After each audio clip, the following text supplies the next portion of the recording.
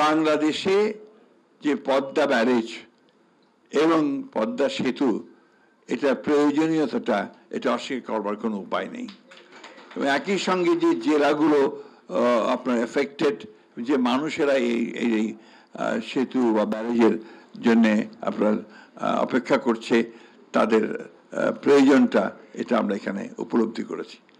একই সঙ্গে এর যে আপনার ক্লাইমেটিক যে কন্ডিশনস, সেটা কি দাঁড়াবে, এতগুলো মানুষ, প্রায় 8 কোটি 9 কোটি মানুষের জীবন জীবিকা, তার কি অবস্থা দাঁড়াবে, সব কিছু মিলিয়ে এই পদ্মা ব্যারেজ এবং পদ্মা সেতু এর যে প্রয়োজন, এটা আমরা এখানে উপলব্ধি করেছি। একই সঙ্গে আমরা এটা উপলব্ধি করতে সক্ষম হয়েছি যে দীর্ঘকাল প্রায় 7 বারের এটা ফিজিবিলিটি স্টাডি হয়েছে, এর উপরে আলোচনা স্টাডি হয়েছে, কিন্তু দুর্ভাগ্যক্রমে এখন পর্যন্ত আমরা সেটা ঠিক একটা ডিসাইসিভ কোনো জায়গায় আসতে পারিনি।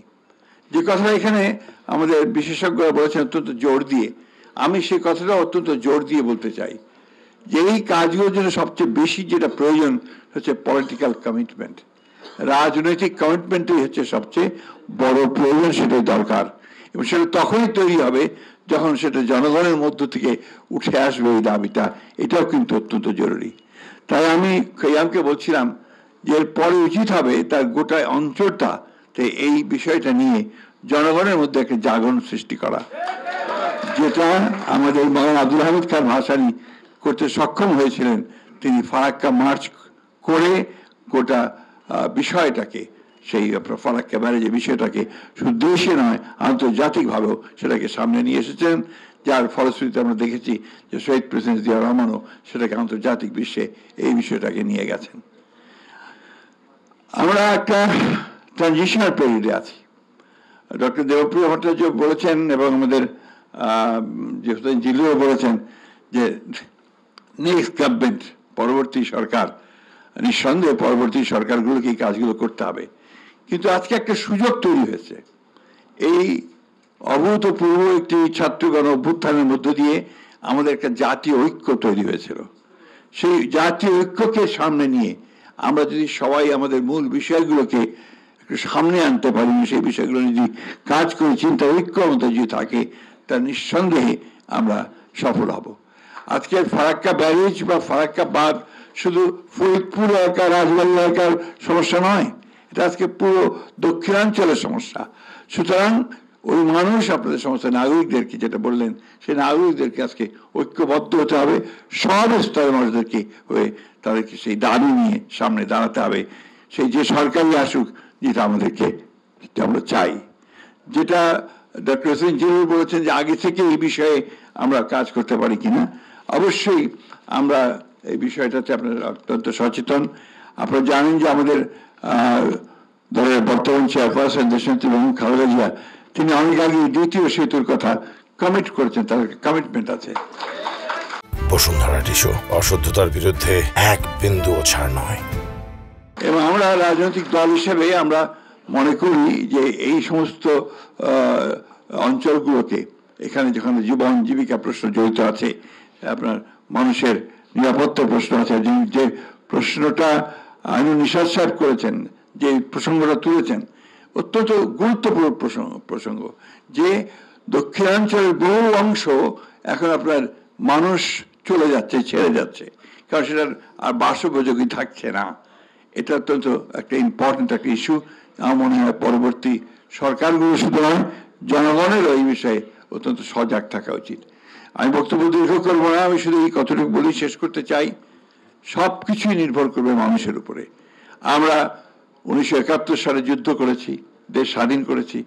আমরা তারও পূর্বে 52 সালে আমরা ভাষা আন্দোলন করেছি, 69-এ আন্দোলন করেছি, এবং সব শেষে এই দীর্ঘ 15 বছর ফ্যাসিস্টদের বিরুদ্ধে লড়াই করে আমরা একটা জায়গায় পৌঁছেছি।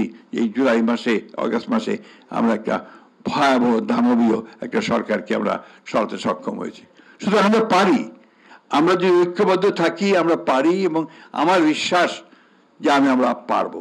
আমি যে রাজনীতিবিদ হিসাবে, আমি তো তাদের মতো আপনার টেকনোক্রেটস নই এবং সেগুলো আমার জানানোর বিষয় নয়। কিন্তু আমি এইটুকু বুঝি যে আমার দেশের মানুষের যে পালস সেটা আমি বুঝি। আমার দেশের মানুষ উপরে উঠতে চায়, উন্নতি চায়, একটা সত্যিকার অর্থে গণতান্ত্রিক ব্যবস্থা চায় এবং সেই গণতান্ত্রিক ব্যবস্থার মধ্যে দিয়ে কিন্তু সমস্ত বিষয়গুলোর সমাধানের পথ খুঁজে পাওয়া যাবে। অনেকে আজকাল অনেক কথা বলছেন, সংস্কার হচ্ছে, সংস্কার তো আমরা অনেক আগে উপলব্ধি করেছি।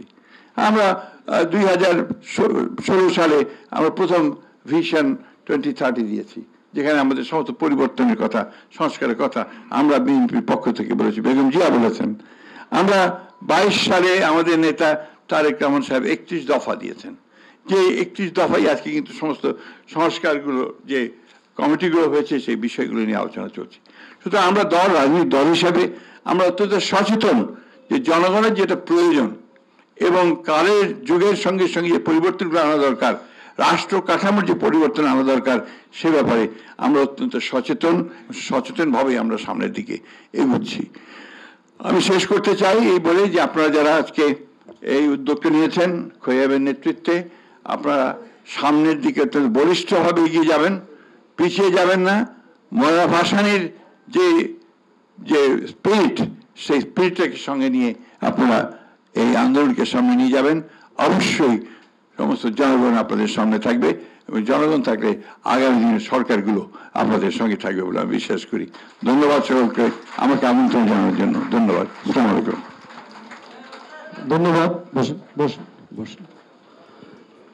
আমি একটু বলি, আমাদের ধন্যবাদ আমাদের মাননীয় মহাসচিব তার গুরুত্বপূর্ণ বক্তব্য দেওয়ার জন্য।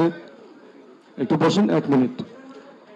আমি সম্মানিত সাংবাদিক বন্ধু যারা আছেন তাদের সবাইকে আন্তরিক ধন্যবাদ জানাচ্ছি। তারা